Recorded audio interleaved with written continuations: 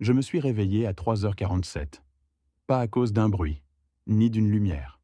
À cause de cette sensation, je n'étais plus chez moi. Le froid dans le dos, la nuque raide, l'odeur de vaisselle sale venant de la cuisine. Et ce silence. Un silence si dense qu'on pouvait entendre les aiguilles de l'horloge du salon tourner, comme si elles mesuraient le temps de quelqu'un d'autre. Pas le mien. Dans un coin, la table pliante croulait sous les restes d'une pizza. Une bouteille de bière a roulé au sol quand j'ai essayé de me lever. La lumière était allumée dans la cuisine. Quelqu'un parlait à voix basse. Non, pas quelqu'un. Lui. Je t'avais dit, il est trop gentil. J'ai entendu à travers la porte. Il dira rien. Il va supporter. C'est un mec droit. Je suis resté figé. Puis, lentement, comme dans un film au ralenti, je me suis approché. J'ai hésité sur le seuil. Il était là, assis sur un tabouret. Son t-shirt taché de sauce tomate. Le téléphone à la main. Un burger entamé posé sur ses genoux. Et sa voix à elle. Dis pas ça. Il nous aide. Il a juste du mal à partager. Je ne suis pas entré. Je me suis retourné. Un pas, puis un autre. J'ai repris ma place sur le canapé. Je me suis recouvert avec le plaid. Mais dormir, c'était fini. Le matin, tout semblait presque normal. Elle préparait le café. Il zappait la télé, me lançant « frérot, t'aurais pas vu mes écouteurs ?» Comme si on était potes, comme si j'avais toujours été d'accord. J'ai souri. J'ai toujours su sourire. Trop bien. Et c'est là que j'ai commencé à réfléchir à quand tout ça avait commencé. J'ai commencé à réfléchir à quand tout ça avait commencé. Et je n'arrivais pas à trouver un moment précis. Juste des détails. Des petites choses. D'abord, c'était pour quelques semaines, le temps qu'il se remette sur pied. Il avait perdu son emploi, rompu avec sa copine, plus d'appart, un enchaînement de malchance, disait-elle. Alors, j'ai dit oui, parce qu'on ne laisse pas tomber la famille. Parce que c'était temporaire. Mais les semaines sont devenues des mois. Et à un moment, il a arrêté de chercher du travail.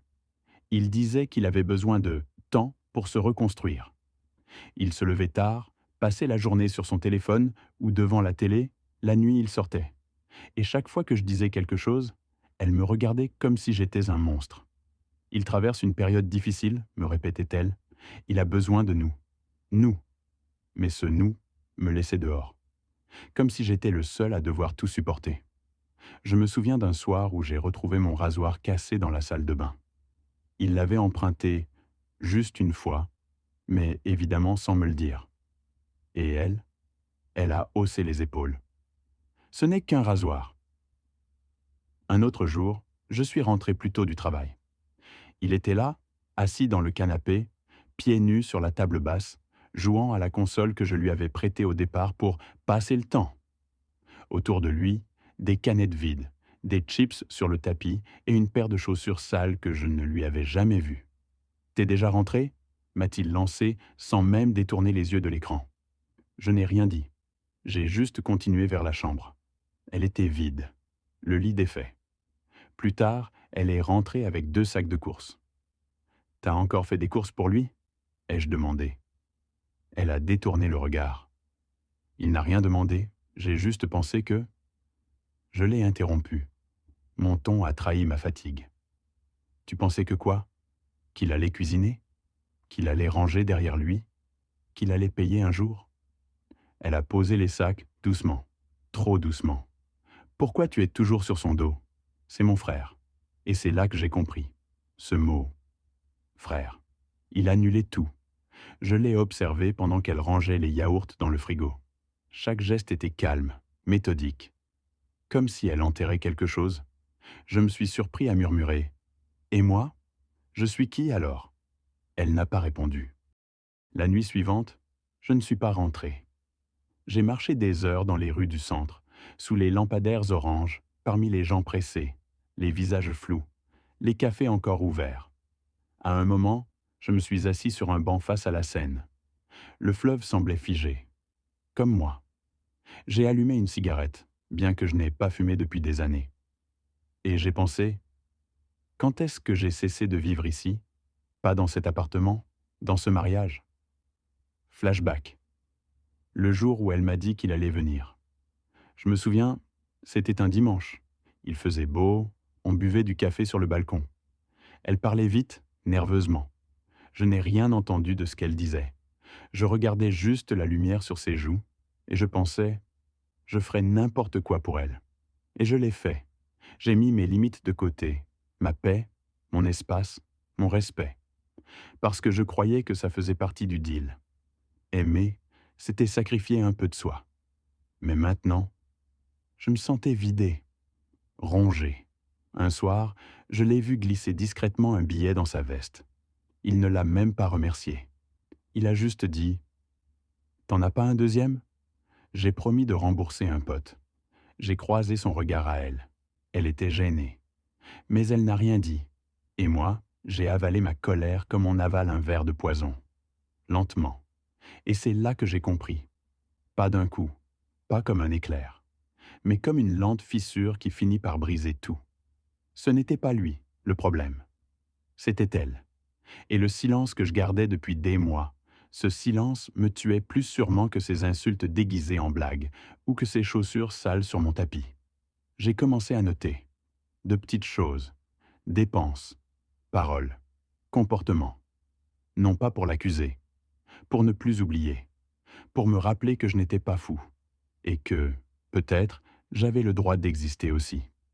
Le lendemain matin, pendant qu'il dormait encore, je me suis levé tôt, trop tôt pour un samedi. J'ai préparé du café. Juste pour moi. J'ai bu en silence, assis dans la cuisine, la tasse chaude entre les mains. Pas de musique, pas de téléphone, juste le bruit régulier du frigo et le grincement léger du parquet à chaque mouvement. C'est là que j'ai vu le relevé bancaire, posé à moitié sous une pile de papier. Un simple bout de papier blanc. Mais mes yeux ont tout de suite accroché une ligne. Un retrait. 200 €, au nom de notre compte commun. Le jour même où elle m'avait dit qu'elle n'avait plus rien pour les courses. J'ai feuilleté les pages. Un autre virement, cette fois vers un compte à son nom, intitulé « Aide exceptionnelle ». 350 €. Et soudain, j'ai su. Elle lui donnait de l'argent. En secret. De notre compte. J'ai senti quelque chose se briser. Pas un grand fracas. Un petit claquement sec à l'intérieur. Comme une branche trop tendue. Plus tard, quand elle s'est levée, j'ai attendu qu'elle prenne son café, qu'elle s'assoie en face de moi, pieds nus, encore dans son t-shirt trop grand. Je lui ai tendu le papier. « C'est quoi ça ?» Elle a froncé les sourcils, puis baissé les yeux. Un silence. « Il m'a demandé juste pour ce mois-ci, » murmura-t-elle. « Il remboursera. » « Avec quoi ? Avec ses points au Monopoly ?» Elle releva les yeux, blessée. Mais moi, j'étais calme, trop calme.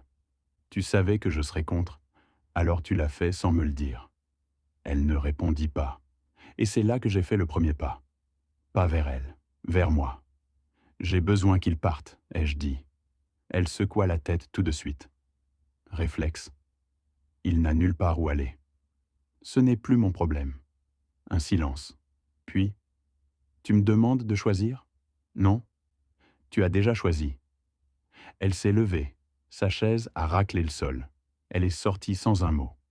Ce soir-là, je suis allé voir un vieil ami, Léo. On ne s'était pas parlé depuis longtemps. Je lui ai dit que j'avais besoin de parler. Il m'a regardé, surpris. « Toi, parler ? Il se passe quoi ?» Alors j'ai tout raconté. Pas pour qu'il me console, pas pour qu'il prenne parti, juste pour entendre ma propre voix dire la vérité. À la fin, il a souri. « Tu sais que t'es pas obligé d'être le mec bien, tout le temps, hein ?» J'ai haussé les épaules. « Si je fous tout en l'air, je serai le connard de l'histoire. » Ou juste le mec qui en a eu marre de se faire bouffer. On a bu une bière, et je me suis senti un peu moins seul. Le lendemain, j'ai commencé à chercher un appartement, juste pour voir. Un 2 pièces, petit, clair, avec du parquet. Je n'ai pas cliqué sur « réserver », mais j'ai regardé. Longtemps. Et lui, il continuait, comme si de rien n'était. Un matin, il a laissé ses chaussettes mouillées dans l'évier. J'ai failli hurler. Mais j'ai juste noté. Encore une ligne. Un jour, J'ai tenté une dernière fois. Tu comptes chercher du travail à un moment? Il m'a regardé, bouche pleine. Franchement, mec, t'as vu l'état du marché? Et puis, j'aide ta femme, moi. Elle me dit que j'apporte un peu de vie ici. Je l'ai regardé longtemps. Ce n'était plus de la colère. C'était du vide. Et c'est ce soir-là que j'ai rédigé une liste. Sur une page blanche. Titre: Ce que j'ai perdu. Mon espace. Mon lit. Mon respect. Mon rôle de mari. Puis, en bas. Et maintenant? Je suis resté là, à fixer ces mots. Et j'ai su. Je ne voulais plus reprendre ma place. Je voulais partir. Je suis rentré plus tard que d'habitude ce soir-là. Je traînais volontairement. Marcher sous la pluie m'apaisait plus que de rentrer dans cet appartement devenu étranger. Quand j'ai ouvert la porte, j'ai tout de suite su que quelque chose n'allait pas. La lumière du salon était allumée. Il y avait des rires. 2 voix. La sienne et celle d'un inconnu. Un homme. Je suis entré. Un type en basket Sal's était affalé sur mon canapé, un joint à la main. Lui, le frère, riait comme un gosse. Et elle? Elle était assise entre eux, une bière à la main, détendue, comme si ce salon n'avait jamais été le mien. Ils se sont figés quand ils m'ont vu. « T'étais censé rentrer plus tard, » dit-elle en se levant trop vite. « Je travaille. Rappelle-toi ?» Elle s'est approchée, comme pour minimiser la scène. « C'est juste un pote à lui. Il regardait un film. » Le type a levé la main. « Salut, moi c'est Yann. Tranquille ?»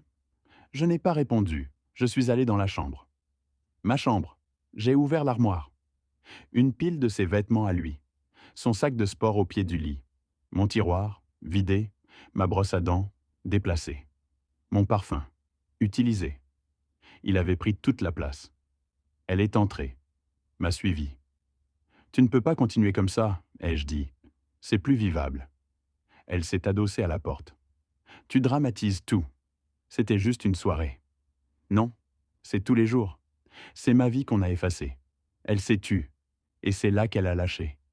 Si ça te dérange à ce point, tu n'as qu'à dormir sur le canapé ce soir. » Je l'ai regardé. Longtemps. « Tu viens de me chasser de mon propre lit ?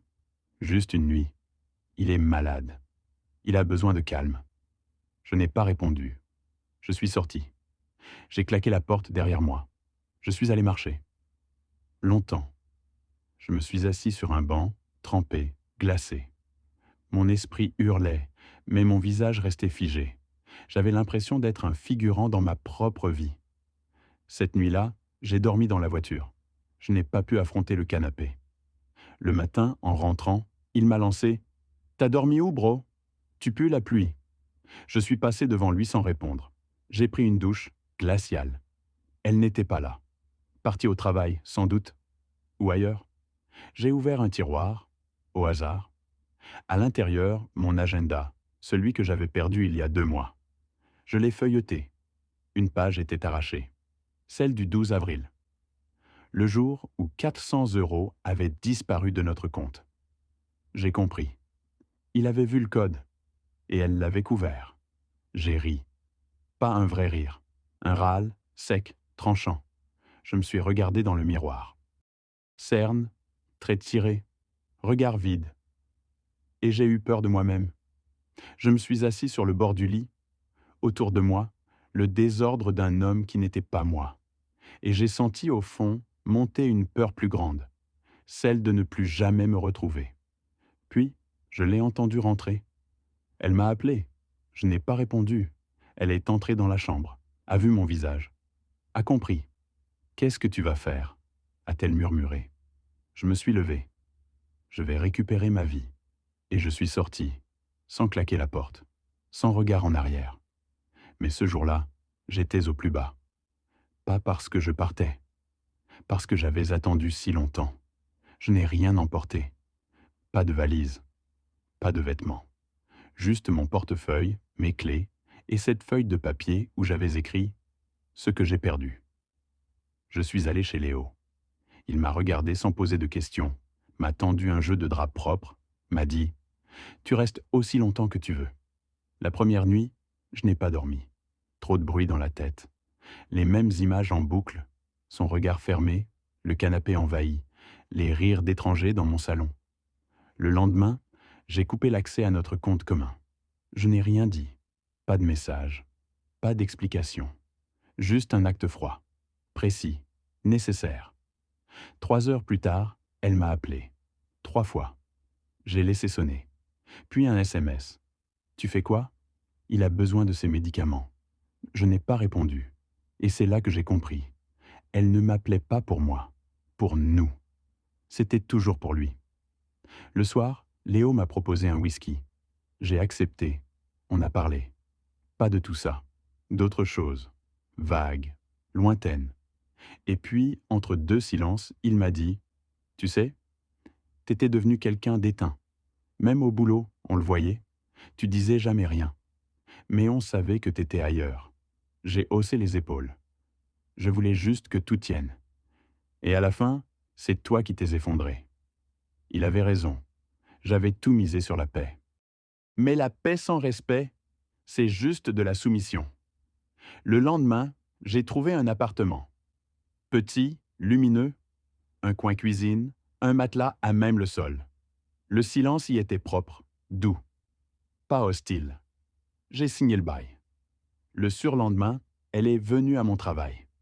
Elle m'a attendu devant le bâtiment, les yeux rougis. Elle tenait un sac. Mes chemises, pliées n'importe comment. C'est ça alors? Tu pars vraiment? Tu me laisses avec tout ça?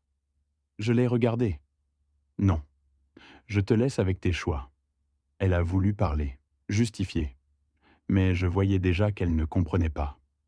Tu crois que c'est lui que je protégeais? A-t-elle dit. Mais en vrai, je voulais juste pas te perdre. En me perdant chaque jour un peu plus? Elle s'est tue. Et puis elle a dit, presque en chuchotant, « Il va pas s'en sortir sans moi. » Et moi, tu croyais que je m'en sortais comment? Elle n'a pas répondu. Elle a déposé le sac à mes pieds. Et partie sans un mot. Ce soir-là, dans mon nouveau studio, j'ai vidé le sac. Il manquait des choses. Toujours. Comme si même au moment de rendre, elle n'arrivait pas à tout lâcher. Mais je m'en fichais. Je n'étais plus là pour compter les pertes. J'étais là pour reconstruire. Et c'est ce soir-là, justement, que tout a changé. J'ai reçu un appel d'un oncle à elle. Un vieil homme que je n'avais pas entendu depuis des années. Il était furieux. Il m'a demandé de l'argent, m'a dit que tu l'avais foutu dehors, que t'étais violent. Il a menti à tout le monde. Je suis resté silencieux. On t'a jugé, tous. Et maintenant, on comprend. Trop tard, peut-être. Je n'ai rien dit. J'étais calmement en train de replacer mes chemises dans la petite armoire en métal du studio, une à une. Merci, ai-je simplement dit. Puis j'ai raccroché. Ce n'était plus une guerre familiale, c'était un système d'abus, de silence, de faux sacrifices. Et j'en étais sorti. Je suis devenu méthodique. Chaque matin, je préparais du café dans ma petite cuisine. J'ouvrais les rideaux, je notais dans un carnet « Aujourd'hui, tu ne retournes pas en arrière ». Une phrase simple, un ancrage. Je ne cherchais pas à me venger. Pas encore. Mais je voulais comprendre. Voir le tableau en entier. J'ai créé un dossier, un vrai, avec des captures d'écran de ces messages, des relevés de compte, des témoignages. Pas pour les envoyer, juste pour les regarder en face. Et puis, j'ai contacté Camille, sa cousine, celle qu'elle évitait depuis des mois. On s'est vu dans un café. Elle m'a regardé, méfiante. « Pourquoi tu veux me parler ?»« Parce que j'ai besoin de vérité, pas de vengeance. » Elle a bu une gorgée de thé, puis s'est penchée vers moi. « Il m'a volé 600 €, à moi aussi. » Et quand j'ai voulu en parler, elle a coupé les ponts. Je n'ai pas été surpris, juste fatigué. « Tu veux l'enfoncer ?» a-t-elle demandé. « Non, je veux que ça s'arrête. » Elle m'a tendu un fichier, un PDF, une copie d'un échange de mails entre lui et un oncle qui l'avait escroqué. Il promettait de rembourser, puis insultait quand on le relançait. J'ai ajouté le fichier à mon dossier. Le samedi suivant, j'ai accepté l'invitation de Léo pour une soirée. Pas vraiment une fête, juste quelques amis. Je suis venu seul, les mains vides. Les visages étaient détendus, rieurs. Personne ne me connaissait vraiment. C'était parfait. À un moment, une femme s'est approchée. Nora. Cheveux courts. Regard direct. Toi, t'es pas d'ici. Je suis nouveau dans le quartier. Tu vis seul? J'ai souri. Depuis peu. Elle a souri aussi. Et on a parlé. Longtemps. Pas de mon histoire. Pas d'elle. Juste de musique, de villes qu'on aimerait visiter, de films trop tristes. En rentrant chez moi, je me suis surpris à sourire. Pour de vrai. Pas ce vieux rictus mécanique que je traînais depuis des mois. Le lendemain, Camille m'a envoyé un message. Il continue. Il a demandé à ma mère de l'héberger. Elle a refusé. Il a hurlé qu'elle le laissait crever. C'était toujours le même scénario. La pitié comme arme, la famille comme champ de bataille. Mais ce jour-là, j'ai fait quelque chose de nouveau. J'ai imprimé le dossier et je suis allé voir un avocat. Un rendez-vous discret. Pas pour porter plainte. Pas encore. Juste pour savoir. Vous avez déjà plus qu'il n'en faut, m'a-t-il dit. Escroquerie, abus de faiblesse, manipulation, ce genre de profil. Il fait toujours le même parcours. Jusqu'à ce que quelqu'un dise « Stop ». J'ai refermé le dossier. Et si ce quelqu'un, c'était moi? Il m'a regardé en silence. Alors il est temps de ne plus avoir peur. Je suis sorti du cabinet avec une étrange légèreté. Ce soir-là, j'ai rappelé Nora. On est allé marcher au bord du canal. Elle m'a pris le bras sans rien dire. Et pour la première fois depuis des mois, je n'ai pas reculé. J'étais encore en reconstruction. Fragile, mais plus seul. Le plan s'écrivait, morceau par morceau. Pas pour lui faire mal, pour l'arrêter, pour tous les autres, et, quelque part, pour moi. Je l'ai croisé par hasard. Un mercredi après-midi, centre-ville. Il sortait d'une boutique de téléphonie, un sac à la main, sourire aux lèvres. Comme s'il avait gagné à la loterie, il m'a vu, a figé son pas, puis a haussé les épaules. Alors, l'exilé est de sortie? Je ne lui ai pas répondu. Je l'ai suivi, à distance. Il a traversé la rue, salué quelqu'un d'un signe de tête, puis est entré dans un bar. J'ai attendu dehors, de l'autre côté. 21 minutes plus tard, il est ressorti. Avec une jeune femme, brune, fine, rire éclatant. Il lui tenait la taille comme s'ils se connaissaient depuis toujours. J'ai pris une photo, pas pour menacer, pour documenter. Il n'était ni malade, ni en détresse. Il jouait. Le soir même, j'ai tout imprimé. Et j'ai pris rendez-vous. Pas chez un avocat, chez elle. Je suis arrivé devant notre ancien immeuble. Le digicode n'avait pas changé. Je suis monté. J'ai frappé. Elle a ouvert. Yeux cernés, cheveux attachés à la va-vite. L'appartement sentait la nourriture froide et la fatigue. Qu'est-ce que tu veux? Te montrer quelque chose? Elle a hésité, puis s'est écartée. J'ai posé les feuilles sur la table. C'est sa copine maintenant? Ai-je dit en lui montrant la photo. Elle rit. Tu sais, elle ne sait pas encore dans quoi elle met les pieds. Elle a fixé la feuille, puis a chuchoté. Il m'a dit que c'était une amie, qu'elle l'aidait. Comme toi, hein? Elle n'a pas répondu. J'ai sorti d'autres feuilles, les virements, les messages, le dossier. Il ment, depuis le début. À toi, à moi, à toute votre famille. Elle s'est assise lentement. Son visage s'est décomposé, comme si les pièces d'un puzzle qu'elle refusait de voir s'imbriquaient enfin. Pourquoi tu me montres ça maintenant? Parce que tu mérites de savoir, et parce que j'ai besoin que tu sois là demain. Demain, tribunal. Il a été convoqué. Fraude, plainte d'un membre de ta famille. Je vais y être. Tu devrais aussi. Le lendemain, je suis arrivé tôt. Salle d'attente grise, banc dur. Il est arrivé en retard, l'air agacé. Il m'a vu, s'est figé. T'as vraiment fait ça? Non. Tu t'es fait ça tout seul. Il a voulu parler, se défendre. Mais déjà, la greffière appelait son nom. Il est entré dans la salle. Et elle est arrivée 10 minutes plus tard. Essoufflée.